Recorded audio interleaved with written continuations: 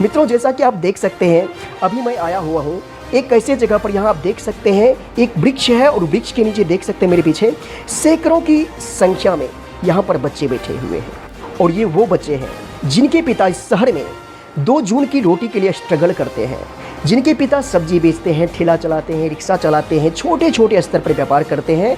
और आर्थिक स्थिति अच्छा नहीं होने के कारण इन बच्चों को अच्छी शिक्षा नहीं दे पाते को कि अब की बार ये बिहार में टॉप की है। पटना जिले में इनका 7वां स्थान है और पूरे बिहार में 15वां स्थान प्राप्त किया है। देखते और यहाँ के जो भाई लोग हैं जो हम लोगों को पढ़ाते हैं, उन लोगों का भी नज़र हर बच्चे पे एक जैसा होता है कि कौन कितने ध्यान से पढ़ रहे हैं। जिनका ध्यान नहीं चल रहा है उनको कैसे मजबूत किया जाए, जिनका बेसिक कमजोर है वो कैसे मजबूत बने, हर तरीके से उन्हें ऊँचा उठाने का प्रयास किया जाता है।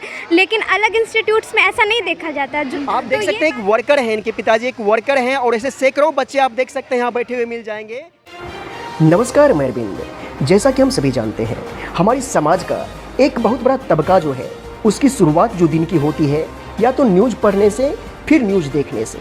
लेकिन न्यूज़ पढ़ने के लिए और न्यूज़ देखने के लिए जैसे ही टीवी को ऑन करते हैं, अखबार को खोलते हैं, उसमें ज़्यादातर न्यूज़ जो होती है वो कहीं ना कहीं नेगेटिव ही होती है।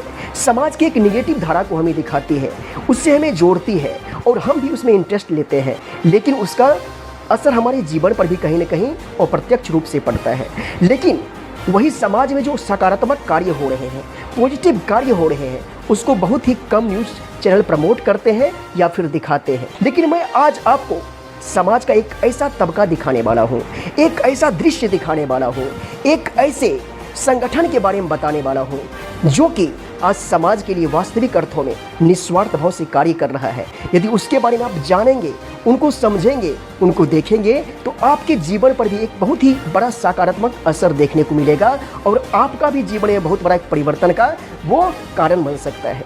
मित्रों, जैसा कि आप देख सकते हैं, अभी मैं आया हुआ हूँ एक ऐसे जगह पर। यहाँ आप देख सकते हैं एक वृक्ष है और वृक्ष के नीचे देख सकते हैं मेरे पीछे सैकड़ों की संख्या में यहाँ पर बच्चे बैठे हुए हैं। और ये वो बच्चे हैं जिनके पिता इस शहर में 2 जून की रोटी के लिए स्ट्रगल करते हैं, जिनके पिता सब्जी बेचते हैं, ठेला चलाते हैं, रिक्शा चलाते हैं, छोटे छोटे स्तर पर व्यापार करते हैं। और आर्थिक स्थिति अच्छा नहीं होने के कारण इन बच्चों को अच्छी शिक्षा नहीं दे पाते। और आप देख सकते हैं उसका जो बीड़ा उठाया है, ये युवा पीढ़ी उठाया है। जो आप देख सकते हैं बहुत सारे युवा जो बच्चों को पढ़ा रहे हैं। तो ये सारे युवा हैं कौन? तो आपको मैं बता दूं, बिहार के विभिन्न सारे जिले से जो पटना में पढ़ाई करने के लिए आए हैं, पटना में तैयारी करने के लिए आए हैं, जॉब करने के लिए आए हैं, सफल होने के लिए आए हैं, अपने आंखों में बहुत सारे सपने को लेकर इस पटना में आए हैं कि हम भी इस पटना में आकर पढ़ाई करके अपने माँ बाप के सपनों को साकार करें, अपने सपनों को साकार करें। वही सारे युवा आज अपना समय का एक छोटा सा हिस्सा निकालकर इस बच्चों के लिए कार्य कर रहे हैं। और इसके एवज में इसे कोई पैसा नहीं मिलता है, ये कोई एनजीओ के थ्रू नहीं हो रहा है, जिसमें किसी तरह का कोई सरकार मदद नहीं कर रही है। ये जो सारे युवा को देख रहे हैं, ये अपने पॉकेट मनी से कुछ पैसा निकालकर उसी से ये दरी खरीदते हैं, चटाई खरीदते हैं, मार्कर खरीदते हैं, बोर्ड खरीदते हैं और उसी के द्वारा ये गरीब बच्चों के घर तक पहुंच के उसे बुला कर लाते हैं और शिक्षा की मुख्य धारा से जोड़ने का प्रयास करते हैं। और सबसे बड़ी बात मैं आपको बताता हूँ, यहाँ शिक्षा ही नहीं बल्कि शिक्षा के साथ साथ बच्चों को संस्कारित किया जाता है कि जीवन कैसे जीना है, कैसे अपने माँ बाप के साथ बिहेव करना है, कैसे एक आदर्श नागरिक बनना है, कैसे समाज को, राष्ट्र को एक नई दिशा और दशा देना है और एक आदर्श नागरिक के रूप में इस देश को एक विश्व गुरु के रूप में पुनः स्थापित करना है। इसका उद्देश्य मात्र यही है और यहाँ का नाम भी है बाल संस्कार शाला। और ये युवा आखिर यहाँ पढ़ा क्यों रहे हैं, तो मैं आप लोगों को बता दूँ, ये जो यहाँ पढ़ा रहे हैं, पटना में एक बहुत बड़ा संगठन चलता है युवाओं का, जिसका नाम है प्रांतीय युवा प्रकोष्ठ। जी हाँ, यह है गायत्री परिवार की एक युवा इकाई है, जिसमें कि जिसके थ्रू आज पूरे पटना में 30,000 से अधिक बच्चे इस संगठन से जुड़कर निःशुल्क शिक्षा प्राप्त करते हैं। और इस तरह के बाल संस्कार शाला पटना में 1-2 नहीं बल्कि 30 से 32 की संख्या में चलाए जा रहे हैं। चाहे आप पटना जंक्शन प्लेटफॉर्म नंबर 1 की बात करें, राजेंद्र नगर प्लेटफॉर्म नंबर 1, मुसल्लापुर हाट, ट्रिपोलिया, बोरिंग रोड, हनुमान नगर, दुसादी पकड़ी, चुपड़ा कला, इस तरह से बिहार में एक दो नहीं बल्कि 30 से 32 तो पटना में है, लेकिन बिहार में ऐसा सैकड़ों संस्कारशाला खुल चुके हैं, जिसमें प्रत्येक साल एक दो नहीं बल्कि मतलब 50 से 60 हज़ार की संख्या में स्लम एरिया के बच्चे जुड़कर अपने जीवन को एक नया आयाम दे रहे हैं। और सबसे बड़ी बात है दोस्तों, यहाँ बच्चे पढ़ने के बाद टॉप भी करते हैं। अभी ऐसे सैकड़ों रिजल्ट पिछले 10 सालों में हम लोगों ने देखा है, हम लोगों को बताया गया है कि यहाँ के बच्चे टॉप भी किए हैं। यदि सिर्फ वर्तमान हम 2024 की बात करें 10th के रिजल्ट की, तो यहाँ के बच्चे पढ़ने के बाद ये बिहार में टॉप 15 की सूची में आए हुए हैं और पटना में टॉप 7 रैंक हासिल किए हैं 10th के बोर्ड रिजल्ट में। तो आप समझ सकते हैं यहाँ शिक्षा का एक अलग ही लेवल है। जो भी यहाँ पढ़ाने वाले छात्र हैं सभी कंपटीशन के छात्र हैं, और सबसे पहले वो अपने आप को गढ़ते हैं, अपने व्यक्तित्व को गढ़ते हैं, अपने आप खुद संस्कारवान बनते हैं। उसके बाद ये संस्कार देने के लिए प्रयासरत हैं, प्रयास करते हैं। और समाज के जो दलित तबका है, जो वंचित तबका है, जो मुख्य धारा से अभी तक नहीं जुड़े हैं, उससे इनको लगाव होता है। उनके दर्द को ये समझ पाते हैं और उनके लिए कार्य कर पाते हैं।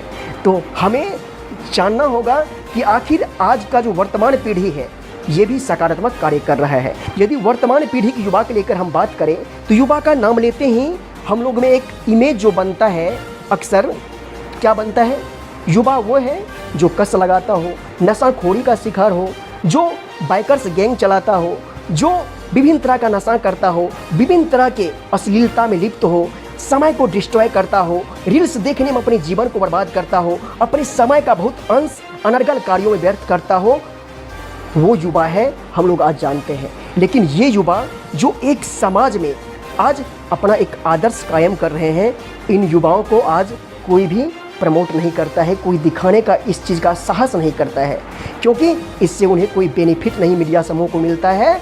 तो मैं आपको ये कहना चाहूँगा कि आइए इन युवाओं से हम जानते हैं कि इनका एक्सपीरियंस क्या है और ये किस तरह की शिक्षा प्रोवाइड कर रहे हैं और यहाँ के बच्चे का एक्सपीरियंस क्या है। मैं आज आप लोगों को इस वीडियो के माध्यम से बताने जा रहा हूँ। आइए जानते हैं उन्हीं के मुख से कि यहाँ पढ़ने पर क्या उसके अंदर बदलाव आता है और युवा क्यों पढ़ाते हैं, कारण क्या है और उनके जीवन में बदलाव क्या आया है। आइए उनके ही मुख से हम जानते हैं। यहाँ जो सैकड़ों युवा जुड़ के देखते हैं बच्चों को पढ़ा रहे हैं, जहाँ एक और युवा देखते हैं बिल्कुल आज बर्बाद हो रहा है, समय को बर्बाद कर रहा है, अश्लील कार्यों में लिप्त है, नशाखोरी में लिप्त है, और ये युवा जो पढ़ा रहे हैं और यहाँ आते हैं इतना श्रद्धा भक्ति के साथ, भाव के साथ पढ़ाते हैं, बच्चों के साथ दरी पर बैठकर पढ़ाते हैं। देख रहे हैं अच्छे अच्छे परिवार के यहाँ पर युवा जुड़े हुए हैं आपसे, आखिर उनको क्या मिलता है इस एवज में, आप इसको बताएं।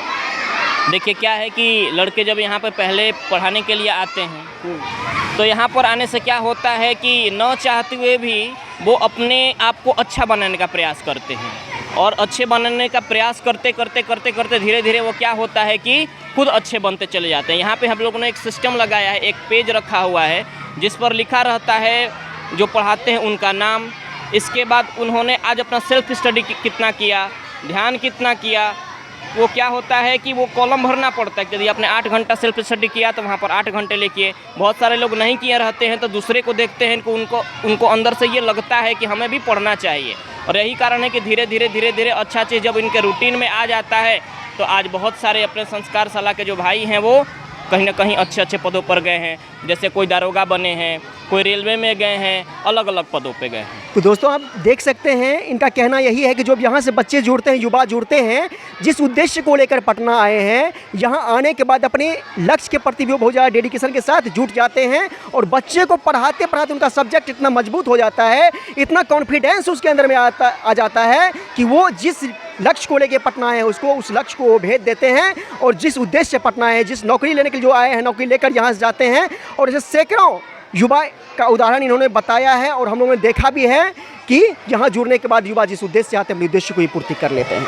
तो आपसे हम पूछना चाहेंगे, यहाँ जो बच्चे को पढ़ाते हैं, यहाँ दरी खरीद देखते हैं, दरी पर सब बच्चे बैठे हुए हैं, बोर्ड है, मार्कर है, इन सारी चीज़ों की व्यवस्था कौन करता है? सरकार देता है, कोई NGO से आप पैसा लेते हैं? देखिए हम लोगों का जो ये मिशन है अखिल विश्व गायत्री परिवार, इसके जो संस्थापक थे वेदमूर्ति तपोनिष्ठ पंडित श्री राम शर्माचार्य हमारे पूज्य गुरुदेव, उनका कहना था कि यदि हर व्यक्ति अंशदान और समयदान की व्यवस्था बनाए तो किसी भी सिस्टम को चलाया जा सकता है, और उसी सिस्टम पर ये हमारा संस्कारशाला चल रहा है। यहाँ पर जितने भी पढ़ने वाले ये हमारे भाई हैं वो प्रतिदिन 1 कप चाय की कीमत भगवान के काम के लिए निकालते हैं और नियमित 2 घंटे भगवान के काम के लिए अपना समय निकालते हैं और यही पैसा जो है एक जगह एकत्रित करते हैं सभी भाई लोग और इसी पैसा से यहाँ का पूरा सिस्टम हैंडल होता है। के साथ मैं अरविंद कश्यप।